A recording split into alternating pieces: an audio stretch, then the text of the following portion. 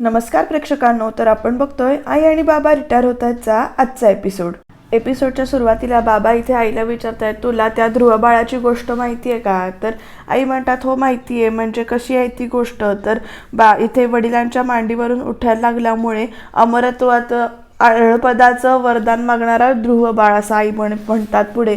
तर बाबा म्हणतात, हे माझं घर आहे ना, ते सुद्धा मला असंच ह्याच्यात वारस हक्कामध्ये अढळपद आहे असं वाटत होतं. मला माझ्या वडिलांकडून माझ्याकडे आलेलं, जिथून मला कोणी जा असं सांगणार नाही किंवा असं म्हणणार नाही, हे माझ्या नशिबात नसावं असं त्यांना म्हणतात. जो निवांतपणा तुला मिळावा म्हणून मी इथे तुला घेऊन आलो, तर तो निवांतपणा माझ्या आयुष्यात नाही आहे का, असा प्रश्न बाबा आईला विचारतात. तर आई म्हणतात, अहो तुम्ही असा विचार करू नका. तुम्ही जर असं बोलून गेलात तर मी कुणाकडे बघायचं किंवा मी काय करायचं? तिकडे मुलं, तुम्ही असं बोलताय, तिकडे मुलंसुद्धा काय घडतंय ते मला काही सांगत नाहीत. काहीतरी टेन्शन नक्की आहे असं आई म्हणताय तिथे बाबांना. आणि बाबा म्हणतात, कशावरून?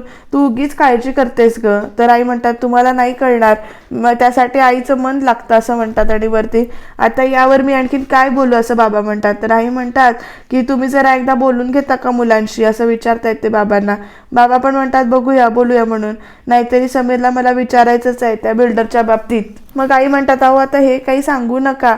मग बाबा म्हणतात, नाही म्हणजे नाही सांगणार मी हे सगळं, पण शुभा मला जवळजवळ खात्रीच वाटते की ते हे सगळं जे काही घडलंय ना किंवा हे काही चाललंय ना, यात त्या बिल्डरचाच हात आहे, नक्की हात आहे असं.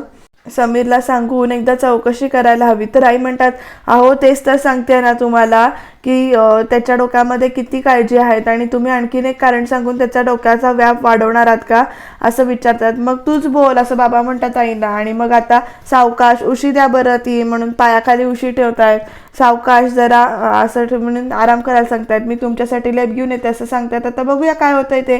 तर प्रेक्षकांना इकडे नारडा बिल्डरकडे घमंडे बघा कसे डोक्याला बँडेज बांधून पोचलेत. नारडा बिल्डर चिडलायत आणि म्हणतात, तुम्हाला अक्कल आहे का घमंडे? मी इथे एक एक पाऊल जपून टाकतोय आणि तुम्ही काय करताय असं विचारतात. तुम्हाला काय गरज होती तिथे स्वतः जायची? सर मी त्यांना फक्त घर दाखवायला घेऊन गेलो होतो असं घमंडे सांगतात. मग नारडा बिल्डर म्हणतात, हो मग पुढे कशाला जायचं? तुमचा चेहरा जर त्यांनी बघितला असता ना तर आपला सगळा डाव उघडला गेला असता. सॉरी सर, मूर्ख असं म्हणून नारडा बिल्डर ओरडतोय घमंडेला. आणि म्हणतायत, इतकी वर्ष माझ्याबरोबर काम करताय तुम्ही, एवढी साधी गोष्ट कळत नाही तुम्हाला का? तिथे जाऊन हिरोगिरी करायची होती तुम्हाला? मग घमंडे म्हणतात, नाही सर. मग त्याच्यानंतर घमंडेला नारडा बिल्डर सांगतात, आता तरी काही दिवस गप्प राहा. त्या लोकांनी पोलीस कंप्लेंट केले म्हणे. समजा एखाद्या गावातल्या एखाद्या माणसांनी तुम्हाला ओळखलं असलं ना तर तुमची काही खैर नाही असं म्हणून आता घमंडेला सांगतायत नारडा. आणि म्हणतायत, तुम्ही जर आलंच खरं तुमच्याबरोबर माझं सगळं प्लॅनिंग सुद्धा इथे तुम्ही बोंबलेल इथे तुमच्यामुळे खराब होईल. अरे आपल्या माणसांना सांगा काही दिवस फिरकू नका तिथे म्हणून. तर घमंडे सांगतात, ठीक आहे सर. आणि म्हणतात, पुढे काय करायचं असं विचारतात घमंडे नारडा बिल्डरला. तर नारडा बिल्डर काय सांगतोय बघा प्रेक्षकांनो. नारडा बिल्डर असं खुर्चीत बसून विचार करून म्हणतात, सांगतो काय करायचं ते. त्याआधी ना तुम्ही काय करा, तुम्ही त्या घरातल्या लोकांची ना आधी नीट माहिती काढा घमंडे. लहानात लहान गोष्ट जरी असली ना तरी ती मला समजली पाहिजे. कोणाचा कशात इंटरेस्ट आहे, कोण कशात अडकलंय, कोणाचं कोणाशी पटतंय, मला सगळी माहिती पाहिजे घमंडे. मग घमंडे म्हणतात, येस सर. आणि मग आता घमंडेला प्रश्न पडलाय, पण याचं काय करणार? मग त्याच्यानंतर इथे नारडा बिल्डर सांगतात, त्या घरातल्या लोकांची डिटेल कुंडली काढा आणि मग माझ्याजवळ या. हो. मग घमंडेंना नारडा बिल्डर म्हणतात, एकदा त्या घरातल्या लोकांची मला नीट आयडिया आली ना की मग मी आता माझा डाव टाकेन असं म्हणतात. You know business is a game on chess Ghamande, माहिती आहे ना तुम्हाला? तर घमंडे म्हणतात, चेस. मग त्याच्यानंतर नारडा बिल्डर म्हणतात, वर पाहता सगळ्यांना असं वाटलं पाहिजे की माझी चाल चुकली, पण आतून त्याचं राज्य असं खिळखिळ करून सोडायचं की जेव्हा वार करण्याची वेळ येते ना त्यावेळेला समोरच्याला कळेल की जिंकलं म्हणजे कोणताही पर्याय शिल्लक ठेवलेलाच नाही जिंकण्यासाठी. वा, you are really great sir असं आता घमंडे सांगतात. तर लगेच नारडा बिल्डर असे बघतात आणि जा कामाला लागा, जे काही असेल ते काम करा. तर घमंडे हो येस सर म्हणतात आणि निघून जातात. आणि वा सर म्हणे असं घमंडे म्हणतात. काय तुम्हाला काय वाटतं प्रेक्षकांनो, घमंडे माहिती काढायला यशस्वी होतील आणि नारडा बिल्डरचा प्लॅन नेमका काय असेल, काय काय घडेल प्रेक्षकांनो? तर तुम्हाला एक महत्त्वाची सूचना किंवा महत्त्वाचं सांगायचं आहे, हे जे काही आग लागलेल्याचं चित्र आपण परवापासून बघतोय की घराला आग लागते, घराची दारं खिडक्या बंद झालेत, सीमाला समीर वगैरे सगळं हाक मारतोय, शमिकाला बोलवतोय, मकरंदला बोलवतोय. सीमा बाहेर येताना सानूला न घेताच येते बरं का प्रेक्षकांनो इथे. आणि समीर म्हणतो अगं तू एकटी का आली आहेस, सानूला पण घेऊन ये ना असं म्हणून. आणि घराला आग लागली आहे करून सगळे ओरडत असतात. दारं खिडक्या काहीच उघडत नाही आहेत, बाहेरनं कोणीतरी ते लावून घेतलेत. आणि कोण केलं असेल हे असं आपल्याला पहिल्यांदा प्रश्न वाटतं. समीर आता जीवाच्या आकांताने ओरडतोय, मकरंद स्वीटी बाहेर या, घराला लाग लागले या. तर आता मकरंद सुद्धा आलाय, मकरंद पण आलाय. म्हटलं मकरंद शुद्धीत कसा आलाय एकदम प्रेक्षकांनो, कारण तो तर काल बेशुद्ध अवस्थेत पडला होता ना दारू पिऊन, पण तो कसा काय शुद्धीत आला असं मला पण प्रश्न पडला होता. आणि या प्रश्नाचं उत्तर तुम्हाला थोड्याच वेळात कळेल, त्याच्यासाठी तुम्ही शेवटपर्यंत बघत राहा, कारण इंटरेस्टिंग घडणार आहे एपिसोड, त्यामुळे शेवटपर्यंत बघत राहा. आता दारं खिडक्या तर अजिबात उघडत नाहीयेत. आणि आता समीर तर जीवाच्या आकांताने असं हातबल होऊन सगळीकडे बघतोय की असं एकदम घर जळतंय कसं काय असं. आणि प्रेक्षकांनो हे जळलेलं घर म्हणजे दुसरं तिसरं काही नाहीये, तर आपल्या आईला पडलेलं हे स्वप्न आहे. त्यामुळे टेन्शन घ्यायची गरज नाहीये सध्या तरी, तसं काहीही झालेलं नाहीये. कारण समीर इथे आई म्हणून हाक मारतो आणि इकडे आई जोरात दचकून उठते झोपेत आणि ती बघते इकडे की बाबा शांत झोपलेत. आणि मग आईंना कळत नाहीये की हे असं स्वप्न मला का पडलं, काही अडचण तर आली नसेल ना तिकडे. आता आईंच्या मनात भीती बसलेली आहे आणि माझ्या घराला आग लागली असं त्या म्हणतायत इथे. नेमकं का असं स्वप्न पडलं, नाही असं काही नाही होणार असं म्हणतायत आई, पण त्यांना टेन्शन आलंय. आणि असं स्वप्न का पडावं मला असं त्या म्हणतात, काही संकट तर येऊ घातलं नसेल ना माझ्या घरावर असं म्हणतायत त्या. आणि ते देवाची प्रार्थना करतायत. बघूया पुढे काय काय होतंय ते. तर प्रेक्षकांना मकरंदची सकाळ बघा इथे कशी झाली. स्वीटी डायरेक्ट येते आणि त्याच्या अंगावरनं पाण्याचा तांब्याच होते अक्षरशः आणि त्याला झोपेतनं उठवते. तू काही मूर्ख आहेस का असं मकरंद विचारतो स्वीटीला. आणि म्हणतो झोपेतल्या माणसाला असं उठवतं का कोणी. तर स्वीटी म्हणते तो क्या करू मैं, बताओ क्या करू मैं असं म्हणते. देखो तुम, मग त्याच्यानंतर मी झोपलो होतो स्वीटी, तू झोपला नव्हतास, तू बेहोश थे, तुम नशे में बेहोश थे, तुम कल भी पीकर आए थे असं स्वीटी चिडून बोलते. तुम्ही याद भी है क्या असं विचारते. मग मकरंद म्हणतो मग काय तुला काय करायचंय, मला हवं ते वाटेल ते करेन मी असं बोलायला लागला तो. तुला जर पुन्हा जर मला तू झोपेत असं उठवलंस तर तो क्या मकरंद असं इकडे स्वीटी जोरात चिडून विचारते. हातातला ग्लास पण टाकते आणि म्हणते मारोगे मुझे मारोगे. मग नंतर म्हणते तुम ना बदल गए हो मकरंद, तुम बदल गए हो, मेरा मकरंद ऐसा नहीं था असं म्हणते. वो प्यार करता था मुझसे असं म्हणते ती. आणि वो तो कभी हात उतारने की सोच भी नहीं सकता. तुझ्यावर मी हात बीत काय उचलला नाहीये ना, तो बताओ क्या चल रहा है तुम्हारे दिमाग में, बताओ ना. तर मकरंद म्हणतो काही नाही. तर स्वीटी म्हणते खोटं बोलू नकोस मकरंद, तुम्हें पता है कल आई का फोन आया था, कल आई का कॉल आया था असं म्हणते. आणि मकरंद आता हात ढकलतो तिथे आणि म्हणतो हो मग मी काय करू. तर स्वीटी म्हणते मी काय करू, बात करना थी चाहती थी वो तुमसे, और तुम उस हालत में थे, मुझे क्या क्या बहाने बनाने पड़े तुम नहीं जानते. तर इथे मकरंद म्हणतो मग झालं काम, पळून म्हणजे प्रॉब्लेम सॉल्व झाला. तर स्वीटी म्हणते प्रॉब्लम सॉल्व. मकरंद क्या है ना, सोने वाले को हम जगा सकते हैं लेकिन जानबूझकर कोई अपने आँख बंद करके रह गए तो उसका क्या करे. तुम कल भी कर आए थे, बेहोश थे तुम कल, आई से बात करने की हालत में थे क्या, और उसमें कोई प्रॉब्लम नहीं दिखाई देती तुम्हें. आजकल ना मुझे नहीं समझ में आता मैं तुमसे बात कैसे करूँ असं ते ओरडून विचारते. मकरंद आंखें खोलो अपनी असं म्हणते, देखो मेरी तरफ आणि म्हणते आणि बोल माझ्याशी. मग त्याच्यानंतर मकरंद म्हणतो माझे डोळे चांगलेच उघडलेत स्वीटी असं म्हणतो तो. आणि मग स्वीटीकडे अशा वेगळ्या नजरेनं बघतो. तर स्वीटी म्हणते तो बात करो ना मुझसे, तो ऐसी कौन सी बात है जो अंदर ही अंदर तुम्हें खाई जा रही है, तो बात करो मुझसे. मकरंद मैं समझ सकती हूँ कि तुम किसी बात से परेशान तो जरूर हो, प्लीज मकरंद मुझे बताओ प्लीज. तर आता एकदम मकरंद मागे वळून बघतो आणि म्हणतो तुझ्याशी बोलू असं म्हणतोय तो. आणि मग पुढे म्हणतो त्यांनी काय होणार आहे. तर स्वीटी म्हणते मुझ पर शक कर रहे हो ना तुम, तो बात भी तुम्हें मुझसे करनी होगी असं आता स्वीटी सांगते मकरंदला. तर मकरंद म्हणतो मला तुझ्याशी काही बोलायचं नाहीये. तर स्वीटी म्हणते मतलब मैं जो सोच रही थी वो सही है. मकरंद प्लीज बताओ मुझे, मुझ पर शक क्यों कर रहे हो तुम. देखो आज तुम्हें बताना ही होगा, मुझसे कोई गलती हो गई ना तो मैं माफी मांगती हूँ तुमसे, प्लीज बताओ. लेकिन तुम्हारे इस बर्ताव से मुझे तकलीफ हो रही है मकरंद, प्लीज बोलो मुझे, बोलो प्लीज. मकरंद रुको असं ती ओरडत असते. तर मकरंद तिथे काही थांबत नाही प्रेक्षकांना आणि निघून जातो. आणि ती म्हणते क्या करू मैं कैसे समजावू इसे असं म्हणते. किसी ने किसी ने तो मेरे खिलाफ भड़काया तो नहीं होगा असं ती म्हणते, लेकिन ऐसा कोण करेगा असं विचारते. आणि मग तिच्या मनामध्ये ना सीमाचं नाव येतं आणि ती म्हणते सीमा भाभी. आता प्रेक्षकांना स्वीटीचा हा अंदाज खरा ठरेल का? सीमाने मकरंदला धमकावलंय हे विचारल्यावर सीमा काय करेल बघूया पुढे. तर इकडे बाबा छान असे म्हणजे चालण्याचा सराव करतायत, मुरगळलेला पाय म्हणजे कसा आहे हे बघतायत, ते हळूहळू पाय टाकतायत. आई तिकडे तुळशीची पूजा करतात आणि आई येत आहेत, काय हो कसा आहे पाय तुमचा आज? तर बाबा म्हणतात बरंच बरं आहे बघ, सूज पण उतरली आहे बघ. मग आई म्हणतात हो हो बरोबर आहे. अहो पण सूज जरी उतरली असली ना तरी मला काय वाटतं ना, आपण एकदा डॉक्टरला दाखवून यावं. ते रेल्वे डॉक्टर आठवतात का? मुलं जेव्हा पडायची झडायची नुसतं बघून सांगायचे की हात मोडलंय, चढा गेलाय का मुकाळवर लागलाय. तर बाबा म्हणतात छे डॉक्टरकडे कशाला, हे बघ बरंच बरं आहे अगं. मग आई म्हणतात अहो आपण डॉक्टर आहोत का असं विचारतात त्या. आणि म्हणतात मला असं वाटतं की आपण एकदा मुंबईला जाऊन तुमचा पाय दाखवून येऊया. मग बाबा म्हणतात मुंबईला कशाला, इथे तो बड्यांचा मुलगा आहे ना, तो हाडांचा डॉक्टर आहे, त्याच्याकडे दाखवूया, शिवाय ओळखीचा पण आहे. मग आई म्हणतात ओळखीचा आहे ना म्हणूनच नको, म्हणजे तुम्ही त्याला फितवाल आणि तुम्हाला जे हवं आहे ते त्याला वधवून घ्याल. मग बाबा म्हणतात काहीतरी काय तुझं? तर आई म्हणतात अहो काहीतरीच काय, ऐका माझं, ह्या वयात ना उगेच तब्येतीचे हाल नकोत, ऐका माझं. तर बाबा म्हणतात खेळ कसले यात? तर आई म्हणतात नाही तर काय, म्हणजे आईनं सुचत नाही ते काय बोलायचं. मग ते म्हणतात तुमच्या ऑफिसमध्ये कोण होते ना ते वायझड, मग तुला ते वायचळ म्हणायचं का असं बाबा म्हणतात. मग आई म्हणतात हो तुम्ही मला सांगितलं नव्हतं का त्यांची करंगळी मुडपली होती आणि त्यांनी दुर्लक्ष केलं होतं, आजीवर लक्ष दिलं होतं आणि त्यांना सेप्टिक झालं होतं, बोललं होतात ना तुम्ही, बरोबर आहे ना?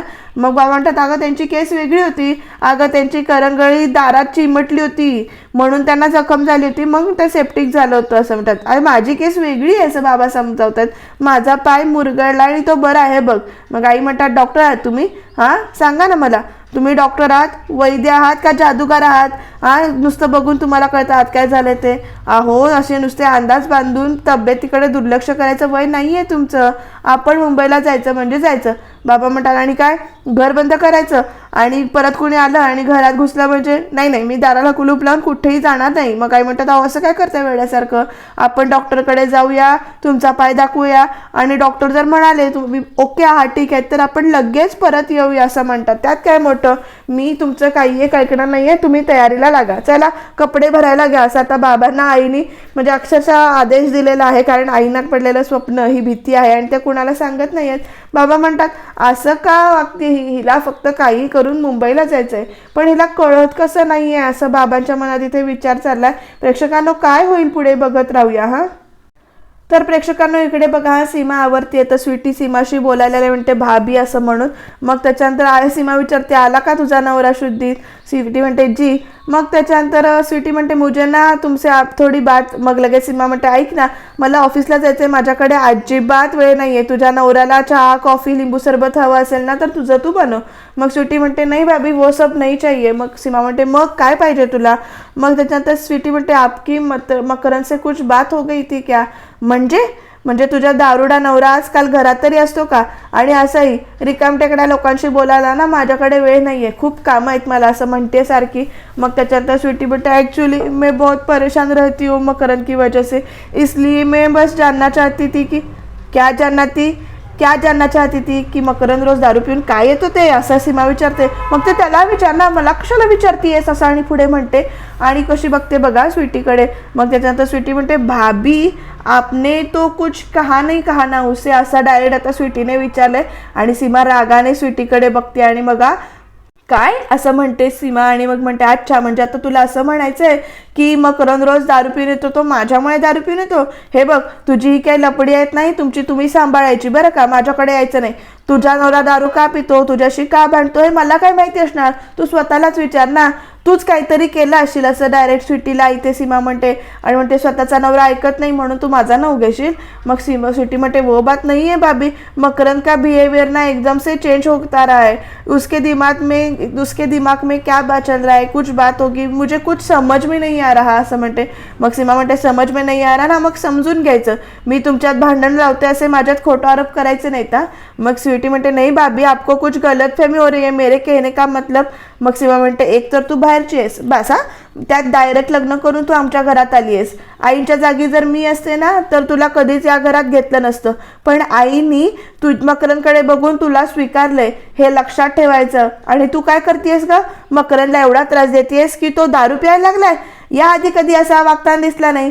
हे सगळं तू घरात आल्यापासून सुरू झालं असं सीमा डायरेक्ट स्वीटीला म्हणते. मग स्वीटी म्हणते नाही भाभी. मग त्याच्यानंतर सीमा म्हणते मी तर त्याला कधी असं बघितलं नव्हतं, कधी नशेत घरी आलेलं. तू त्याच्या आयुष्यात आल्यापासून त्याच्या आयुष्यात फक्त प्रॉब्लेम्स आणि प्रॉब्लेम्सच सुरू आहेत. मला तर असं वाटतं की तू त्याला समजून घेत नशील ना, म्हणूनच बिचारा दारू प्यायला लागलाय असं म्हणून. मग आता स्वीटी म्हणते भाभी. मग सीमा म्हणते खरं बोलले म्हणून लागलं का तुला, तू मला जाब विचारायला आली होतीस ना तर खरं ऐकायची तयारी सुद्धा ठेवायची होतीस तू असं म्हणून सीमा म्हणते डायरेक्ट. आणि म्हणते आणि मी मोठी आहे घरामध्ये, त्यामुळे तू विचारलेले प्रश्न मी अजिबात चालवून घेणार नाही असं ती ओरडून सांगते. पुन्हा माझ्याकडे येण्याआधी ना 10 वेळा विचार करायचा असं आता सीमाने सांगितलंय. आणि टणटण करत सीमा निघून गेले स्वीटीवर. तर स्वीटी तिथे रडत उभी आहे. प्रेक्षकांनो, स्वीटीचं चुकलं असं मला वाटतंय, पण तिने आता बघू ती कसा शोध लावेल की जेणेकरून तिला कळेल की मकरंदला तिच्या विरुद्ध कुणी भडकवलंय. तर बघूया पुढे काय काय होतंय ते. तर स्वीटी एकटीच इथे रडत उभी आहे. आणि आता शमिका येते तिकडनं पाठवून. बघूया शमिका स्वीटीला काय सांगते ते. तर इकडे स्वीटी विचारते शमिकाला की शमिका सच में गलती मेरी है क्या. तर शमिका म्हणते नाही ग, वेडी आहेस का तू, तुला माहिती आहे ना तिचा स्वभाव कसा आहे तो. तर हाँ लेकिन कितना सुनाया उन्होंने असं आता स्वीटी म्हणते शमिकाला. इतना गुस्सा क्यों असं म्हणून विचारते ती. तर शमिका बघा काय सांगते प्रेक्षकांनो, मला माहिती आहे काय ते.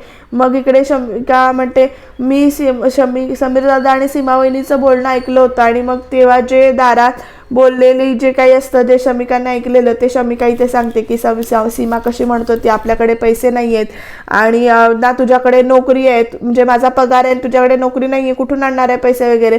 मग इकडे शमिका सांगते स्वीटीला समीर दादाची नोकरी नाही आहे आणि सीमा वहिनीचा पगार पण नाही आहे असं सगळं.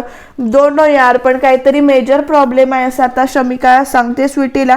तर स्वीटी म्हणते क्या, आणि मग सच. मग शमिका म्हणते आय गेस हे दुसऱ्या कुणाला काहीच माहिती नाहीये, अगदी मावशीला सुद्धा असं इथे शमिकाने सांगितले स्वीटीला. तर स्वीटीला पण आता धक्का बसलाय की आता पगार दोघांच्या नोकऱ्या नाही आहेत आणि नेमकं या सगळ्यात आता मार्ग कोण कसा काढणार बघूया. आता सत्य तर दोघींपर्यंत पोहोचलेलं आहे. काय काय होणार आणि सिरियल कशी पुढे जाईल किंवा रंजक वळण घेणार आहे, त्यामुळे तुम्ही शेवटपर्यंत बघत राहा. सबस्क्राईब करून ठेवा बरं का. तर समीर इथे कुणाला तरी भेटलाय तर ते विचारतायत मी आणलेले तुम्ही डॉक्युमेंट सगळे आणलेत का. तर समीर म्हणतो हो सर सगळे डॉक्युमेंट्स आहेत, फूड इंडस्ट्रीची म्हणजे फूड रिलेटेड डिग्री आहे माझ्याकडे आणि बाकी पण सगळे डॉक्युमेंट्स आहेत सर, मी परफेक्ट आहे या जॉबसाठी. तर ते पण म्हणतात दिसते खरं या पेपरवरनं. तर त्याच्यानंतर समीर म्हणतो मला एक संधी तर देऊन बघा, मी या संधीचं सोनं करेन. मग त्याच्यानंतर ते म्हणतात पण एक प्रॉब्लेम राहतोच ना. तर समीर म्हणतो काय. तर ते म्हणतात तुमची आधीची नोकरी तुम्हाला मेमो देऊन कामावरून काढून टाकले, हे कसं लपवता येईल असं इथे ते म्हणतात. तर समीर म्हणतो गैरसमज झाला होता, मी सगळं एक्सप्लेन करतो ना. तर ते म्हणतात की हो पण जो पकडा गया तो चोरच ना, आणि इथे जे काही दिसतंय ते थोडीच आपण नाकारू शकतोय असं इथे ते विचारतात. आणि तुमची स्टोरी ऐकण्यात या मोठ्या लोकांना काहीच इंटरेस्ट नसतो. तर समीर म्हणतो पण माझा मित्र म्हणाला होता की तुम्ही काहीतरी कराल म्हणून मी आलो होतो सर प्लीज सर. मग ते म्हणतात तसं मला मॅनेज करता येईल. तर समीर म्हणतो प्लीज सर करा ना, माझ्यावर हा जो काही काळा डाग लागलाय ना तो मी स्वतःच्या कामानं पुसून टाकेन सर, विश्वास ठेवा. तर आता डायरेक्ट प्रेक्षकांनो बघा तो माणूस काय म्हणतो 50,000 महिना पगार मिळेल तुम्हाला असं म्हणून सांगतोय. तर समीर 50,000 असं म्हणतो आणि मग ते म्हणतात नंतर वाढूही शकेल तुमचा पगार. तर म्हणतात सर प्लीज एकदा संधी देऊन बघा ना, मी खरंच खूप कष्ट करेन sir, thank you so much sir असं म्हणतात. तर तो म्हणतो इतकी घाई करू नका, मला सांगा मी ही जी काही मी तुमच्याबद्दल जोखीम घेतोय त्याबद्दल तुम्ही मला काय देणार. तर समीर म्हणतो म्हणजे. मग ते म्हणतात मी समजा मी तुम्हाला ऑन टेबल 50,000चा जॉब दिलाय तर मला अंडर टेबल मला किती देणार असा प्रश्न आता त्या माणसाने विचारलाय बरं का इकडे समीरला. तर समीर इथं विचार करतोय किती पाहिजे तसं म्हणतोय आणि मग ते म्हणतात 5 लाख फक्त असं सांगतात. आणि मग आता समीर शॉक झालाय, 5 लाख, अहो 50,000ची नोकरी देतोय, 5 लाख तर लागतील ना असं ते म्हणतात बरं का समीरला पडेल. आणि समीर विचार करतोय आणि मग त्यात एक काम करूया मी देईन तुम्हाला 5 लाख, पण काय आहे ना तुम्ही माझ्या पगारातून वळते करून घ्या 5 लाख रुपये असं समीर सांगतो. आणि मग ते म्हणतात इथे मी काही तुम्हाला लोनवर नोकरी देत नाहीये, तुमचा जॉब लगेच सुरू होणार, मग 5 लाख सुद्धा लगेच हवेत. उद्याचं कोणी पाहिलंय हो असं ते म्हणतात. आजचा हिशोब आजच पूर्ण करायला आवडतो मला सांगतात. उधारीची भानगडच नाही. तर समीर विचारतो कुठून आणू मी 5 लाख. तर ते म्हणतात तेवढं तुम्हाला जमजावंच लागेल आणि नसेल जमत तर तसं सांगा, माझ्याकडे अजून खूप जण लाईनीत उभी आहेत, तुमच्यासाठी आग्रह धरला एकाने म्हणून तुमच्याबरोबर मी आधी बोलतोय. नाहीतर माझ्या वेळ घेण्यासुद्धा लोक पैसे घेतात, लोक किंवा पैसे देतात. आणि तुम्हाला आजचा दिवस देतोय मी विचार करायला, रात्रीपर्यंत कळवा. नसेल जमत तर काही हरकत नाहीये, तुमच्यापेक्षा गरजू लोक आहेत या जगात, त्यांना तरी मिळेल ही नोकरी असं ते म्हणतात. आणि इकडे बघा प्रेक्षकांनो, गावात ना भाऊ आलेले आहेत बाबांना भेटायला. काय वहिनी काय म्हणतोय पेशंट. तर आई इकडे सामान घेऊन आणून ठेवतायत. मग भाऊ विचारतात तुम्ही काय चालला. तर भाऊ मी असं ठरवलंय की आम्ही जरा मुंबईला जाऊन ना आमच्या नेहमीच्या डॉक्टरांना ह्याचा पाय दाखवून येतो. तर भाऊ म्हणतात पायाची सूज उतरली त्याची, चांगला चालतो फिरतो दिसतो मका. काय रे. तर बाबा म्हणतात बघ तरी आता तूच सांग तिला, 2 दिवसासाठी आम्ही मुंबईत चाललोय तर आणलेलं सगळं सामान ही परत घेऊन चालले. तर आई म्हणतात नाही आमच्या ह्याच्या पायाची सूज उतरले हे सगळं मान्य आहे, चालते फिरते आहेत सगळं मला मान्य आहे, पण तरीही जाऊन एकदा दाखवून येतो ना, एकदा खात्री करून घेतलेली बरी, म्हणजे नंतर वाईट वाटायला नको. तर बहुतांश काय डॉक्टर नाही असत, डॉक्टर बघे म्हणून असत, आपल्या बघायचं पोरगो. आता ते आज सांगितलंय यशा म्हणून त्याची अपॉइंटमेंट घेऊन आली दुपारची मी असं म्हणून भाऊ सांगतात. आणि म्हणतात अगं तुला सांगतं यशा माका म्हणालो तू फार काळजी करतस त्याच्या पायाची. मी म्हटलं की त्या का घेऊन जाते डॉक्टरकडे, म्हणून आज गेले डॉक्टरकडे. तर त्याची अपॉइंटमेंट घेतली आणि आता एका मी घेऊन जाते दुपारी आणि आणून सोडते तपासून. मग बाबा पण म्हणतात बरोबर आहे भाऊचं, 10 मिनिटाच्या कामासाठी मुंबईत कशाक जाऊ कोया असं बाबा विचारतात. मग काय म्हणतात अहो तुम्ही सांगितलं त्यांना डॉक्टर विषयी.